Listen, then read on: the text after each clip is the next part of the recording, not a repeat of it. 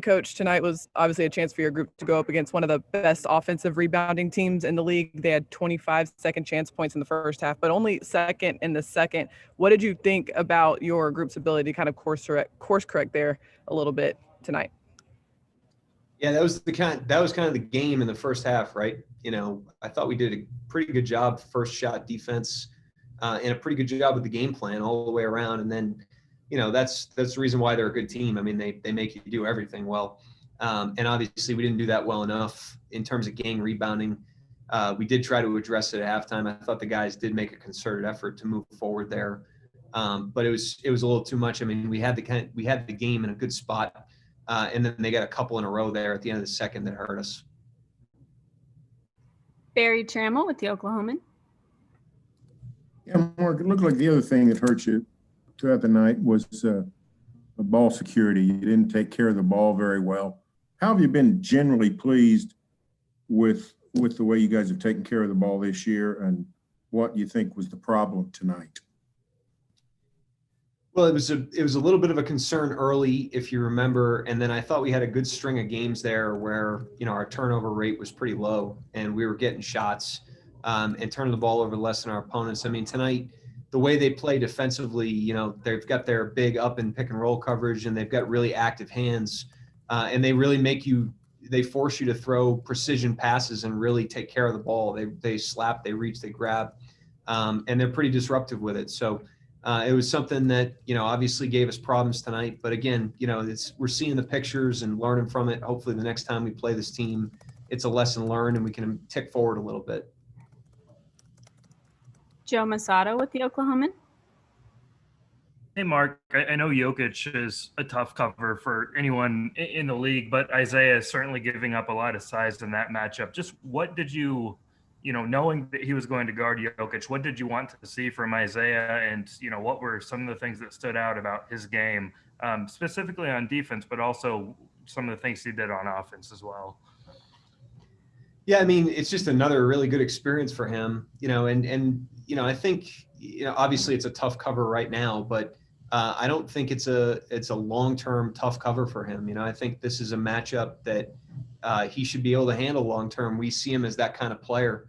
But he's got to do it with activity, and he's got to do it with disruption, so like for example, when they're trying to just post the ball to Jokic, just contesting those catches and making those catches hard. And he actually, in the second half, he got a steal opposite our bench on that very play. And, he's got to start to learn those types of habits. All right, I got, Jokic tonight, and this is the stuff I need to do against him. And then, the next night he's got a different matchup, and he's going to have to turn the dial on some of those other things. So I thought he did a decent job of executing the game plan. It wasn't perfect, but obviously, like you said, that's a tough cover for him. But I was pleased with how he played. Nick Gallo with Thunder Broadcasting. Mark, we've talked about the attention that you all pay to some of these fourth quarter minutes.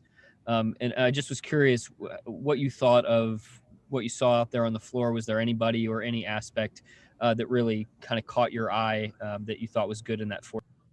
I mean, the larger theme is I thought they really played the right way, which you never want to take for granted, especially with guys that aren't, rotation players right now. They go out there and they get a chance, and sometimes guys, just take the cookie and, they just want to try to go get theirs. And I didn't think that was the case tonight at all. I thought those guys went out and played the right way. I thought Josh was impressive with how he played. Justin Jackson and Darius are veteran players that go out there, play the right way the whole time. Poku and Teo, I thought continued to play the right way. Roby, all those guys, I thought they did a really good job with the minutes they had. Back to Joe Masato. Yeah, Mark, maybe not specific to this game, but Josh, is interesting in that he took an unconventional route to the NBA, hasn't played a ton of high-level competitive basketball. Just what sort of progression have you seen from him this season so far?